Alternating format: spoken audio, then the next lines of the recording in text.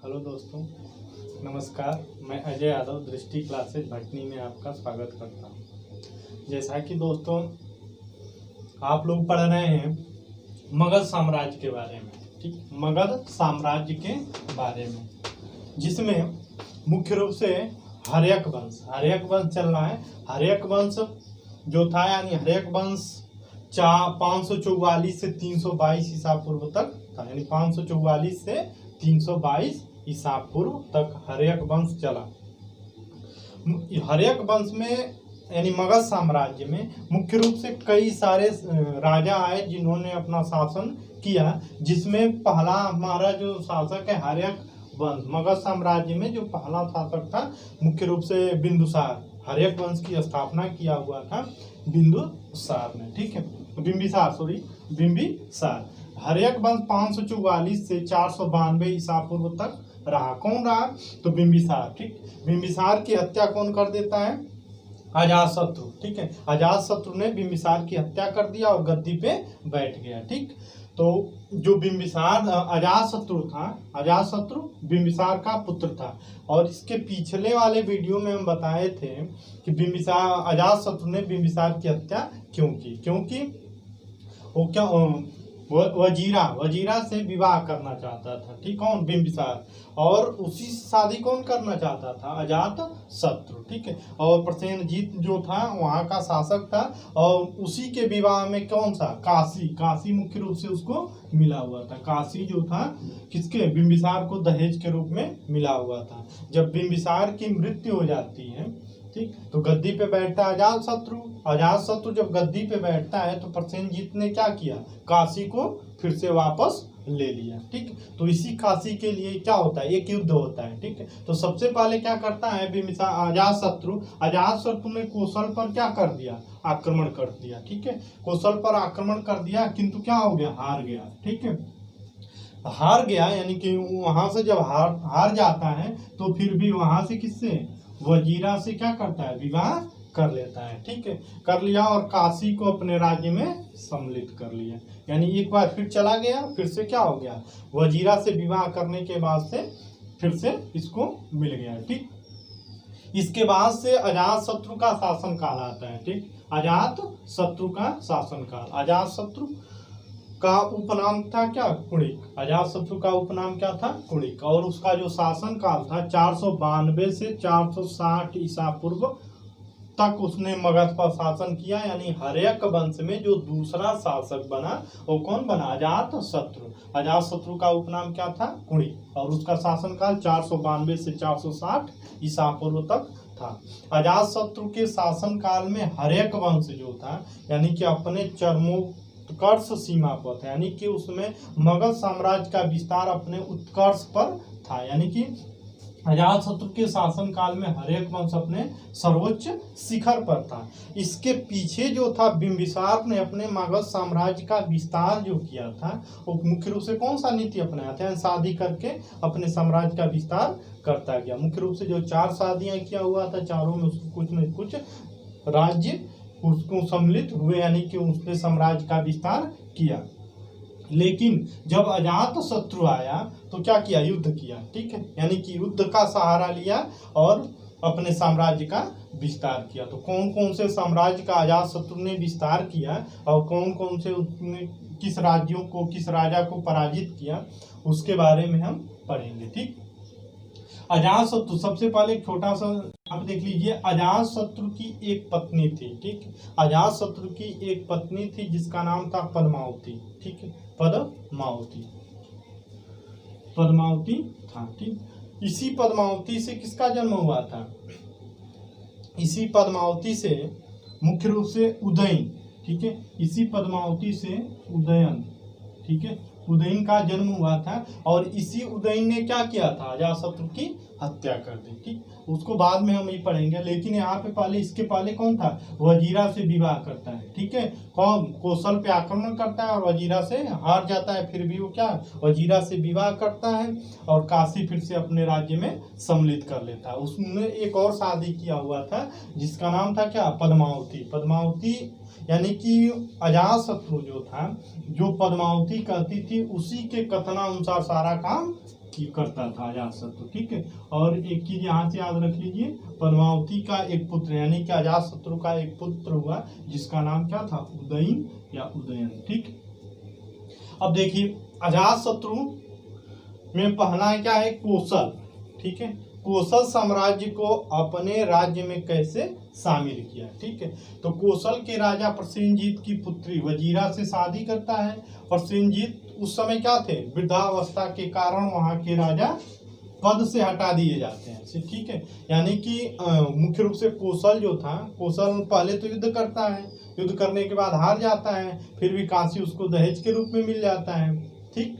उसके बाद उसकी जो पत्नी पुत्री थी वजीरा यानी प्रसेनजीत की पुत्री थी, उससे शादी किया। कुछ समय के बाद जब प्रसेनजीत वृद्धावस्था में आते हैं, ठीक है, तो कौशल से उनको क्या किया जाता है, हटा दिया जाता है, यानी कौशल राज्य से उसको क्या वहां से हटा दिया जाता है। उसके बाद से क्या करता है अजातशत्रु, ठीक है। प्रसेनजीत खुद अजातशत्रु से सहायता मांगते हैं, ठीक है, और अजातशत्रु उनकी सहायता करता है, और सहायता करने के बाद से क्या करता है, कौशल राज्य को अपने साम्राज्य में सम्मिलित कर लेता है, ठीक। यानी कि प्रसेनजीत की सहायता कर कौशल को अपने साम्राज्य में सम्मिलित कर लिया। इस तरह से क्या किया, कौशल फिर से क्या मगध साम्राज्य में सम्मिलित हो गया। धीरे धीरे अब देखिए विस्तार कहाँ से होता चला जाएगा, ठीक। दूसरा है वैशाली, ठीक है। वैशाली को किस तरह से अपने साम्राज्य में सम्मिलित करता है, ठीक है। दूसरा है वैशाली। वैशाली की राजधानी थी लिच्छवी, ठीक है। यहाँ पे इसके पहले क्या था, बिम्बिसार क्या किया हुआ था, कई सारी शादियां किया हुआ था। तो स्वाभाविक है अगर जो कई सारी शादियां किया होगा तो उसके बहुत सारे कई सारे पुत्र भी होंगे, ठीक है। उसी में उसके दो पुत्र थे, अजातशत्रु के मुख्य रूप से दो पुत्र थे, जिसका नाम था, एक का नाम था हल और दूसरे का नाम क्या था, बेहल, ठीक है। हल और बेहल, इन दोनों को क्या किया हुआ था अजातशत्रु, यानी ये दोनों अजातशत्रु के क्या हुए, भाई हुए, ठीक। तो इन दोनों को क्या किया हुआ था अजातशत्रु, हाथी और मोतियों की माला दिया हुआ था, ठीक है। हाथी और मोतियों की माला दिया हुआ था, इसलिए दिया हुआ था क्योंकि जो आदमी यानी कि जो आदमी अपने पिता की हत्या करके गद्दी पे बैठ सकता है, तो स्वाभाविक रूप से आप लोग सोच सकते हैं कि वो अपने भाइयों के साथ क्या कर सकता है, ठीक। तो उस समय ये अपने दिमाग में इसमें ये बात चलाई कि इन दोनों को कुछ धन दे करके और साम्राज्य से अलग कर देते हैं, ठीक। और इन दोनों धन लेकर के कुछ हाथी और सोने की मालाएं, मोती की मालाएं लेकर के और कहीं मतलब अलग हो गए थे, ठीक। यहाँ तक तो सब ठीक चला। उसके बाद से जब क्या हुआ, इसके साम्राज्य में यानी अजातशत्रु के साम्राज्य में जब धीरे धीरे विस्तार होता चला गया, तो उसने क्या किया, अब इन दोनों से हल और बेहल से क्या किया, इन जो अपना मुद्रा यानी मोतियों की माला और हाथी दिया हुआ था वो मांगने लगा कि हमारा जो हाथी है और मुद्रा, सोने की मुद्राएं हैं, मोतियों की मालाएं हमको दे दीजिए, ठीक। तो क्या करते हैं, वो नहीं दिए, ठीक है। और वहां से वो क्या किए, भाग करके कहाँ चले गए, वैशाली, ठीक है, वैशाली में। हालांकि इन दोनों इसी बीच में इन दोनों के बीच काफी युद्ध हुआ, लेकिन उसमें कुछ निर्णय नहीं निकल के आया, ठीक। तो ये क्या किए, हल बेहल दोनों भाग करके कहाँ चले गए, वैशाली में, ठीक है। अब क्या हुआ, जो अजातशत्रु था, अजातशत्रु का एक मंत्री था जिसका नाम था वर्षाकार, ठीक है। तो वर्षाकार जब था तो उसको भेजा, वैशाली भेजा, ठीक है। वैशाली इसलिए भेजा क्योंकि उसको इस तरह से समझा करके भेजा था कि आप चले जाइए वैशाली, और वैशाली में जो राजा थे वहाँ से कहिएगा कि हमारे जो राजा हैं मुख्य रूप से कौन, अजातशत्रु हमको निकाल दिए हैं, ठीक है।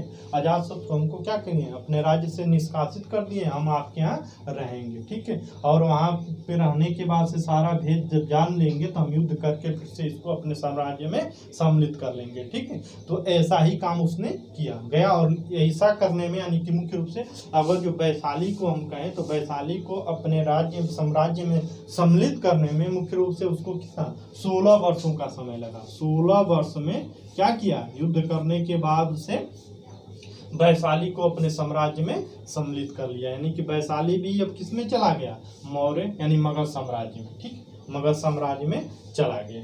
अगला जो था अवंती, ठीक है। अवंती का जो राजा था चंड प्रदोत्य, ठीक है।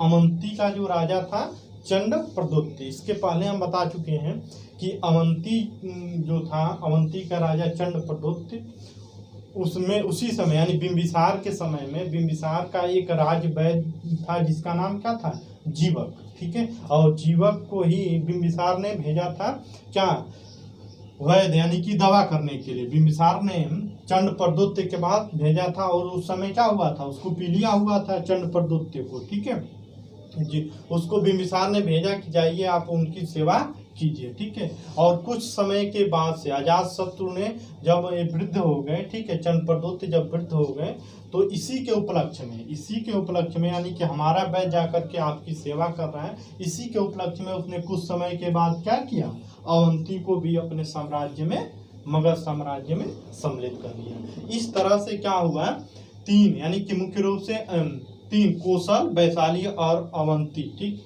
कहाँ चले गए, मगध साम्राज्य में सम्मिलित हो गए, ठीक। इसके बाद से अजातशत्रु के शासन काल में 8 वर्षों में बुद्ध के को निर्वाण यानी कि इसी समय क्या हुई थी, बुद्ध की मृत्यु हुई थी। उस समय मगध साम्राज्य पे हर्यक वंश में जो स्थापना, हर्यक वंश चल रहा था, उसमें अजातशत्रु 8 वर्षों तक कभी शासन किया हुआ था। उसी समय क्या होती है, बुद्ध की मृत्यु होती है। और जब बुद्ध की मृत्यु होती है तो उन्हीं के अवशेष पर राजगृह में, ठीक है, स्तूप, राजगृह में एक स्तूप का निर्माण करवाया, किसने, अजातशत्रु ने, ठीक है। तो मुख्य रूप से कितना, 483 ईसा पूर्व में सप्तपर्णी गुफा में जो प्रथम अवशेष के ऊपर राजगृह में स्तूप का निर्माण करवाया था, तो किसने करवाया था, अजातशत्रु ने। और वही चीज है कि जो बौद्ध सम्मेलन, प्रथम बौद्ध सम्मेलन 483 ईसा पूर्व में अजातशत्रु के समय में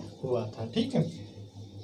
इसके बाद से अजातशत्रु की हत्या, ठीक है, अजातशत्रु की हत्या उसके पुत्र, किसने, अजातशत्रु के पुत्र उदयन ने कर दी। यानी कि मुख्य रूप से अब क्या हुआ, यानी कि पहला हर्यक वन में बिंबिसार, और बिंबिसार की हत्या कौन की, अजातशत्रु की जब हत्या हो गई तो हत्या किसने की, उदयन, ठीक है। अब इसके बाद से जो गद्दी पे बैठेगा, कौन बैठेगा, उदयन, ठीक है। तो उदयन का शासनकाल कहाँ से कहाँ तक है, ठीक है, नेक्स्ट वीडियो में हम लोग देखेंगे। तब तक के लिए अपना ध्यान रखिए, ठीक है। तो अगर जो वीडियो अच्छी लगी तो लाइक कीजिए, शेयर कीजिए, सब्सक्राइब कीजिए।